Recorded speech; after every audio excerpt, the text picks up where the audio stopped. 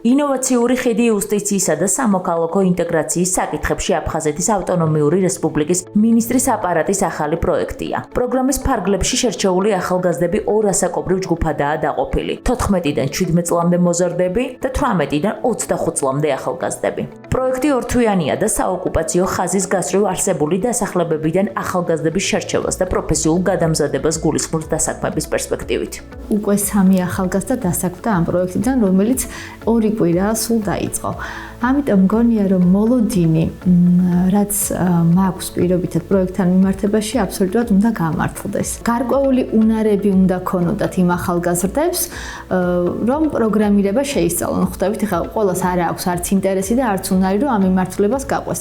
მათ წვდომა ექნებათ ისეთ თანამედროვე ტექნიკასთან და ტექნოლოგიებთან, რომელთან წვდომაც ძალიან დიდი ფუფუნებაა დღეს. იუსტიციისა და სამოქალაქო ინტეგრაციის საკითხებში აფხაზეთის ავტონომიური რესპუბლიკის მინისტრის აპარატის პროექტს ინოვაციური ხიდი ორგანიზაცია ახალგაზრდა მკვლევართა და ანალიტიკოსთა გაერთიანებასთან ერთად ახორციელებს, რომელსაც მემორანდუმი აქვს დადებული ევროპის სხვადასხვა ორგანიზაციებთან. ეს ფაქტი კი ცალსახად მიუთითებს მონაწილე ახალგაზრდების სამომავლო პერსპექტივებზე.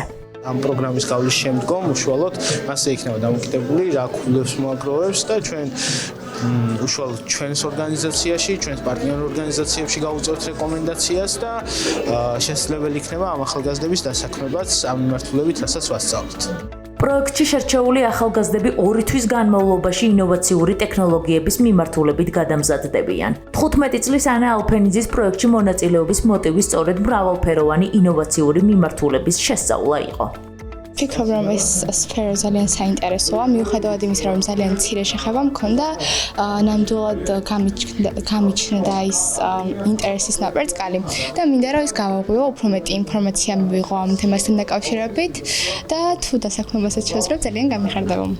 პროექტის დაწყებიდან მოკლე დროის მანძილზე 3 მონაწილე უკვე დასაქმდა. გარდა პროფესიული გადამზადებისა და დასაქმების პერსპექტივისა, პროექტის ერთ-ერთ მთავარ მიზანს დეზინფორმაციასთან ბრძოლა წარმოადგენს, რომელიც ხელს უშლის ახალგაზრდების სამომავლო ურთიერთობების აღდგენას და გაღრმავებას.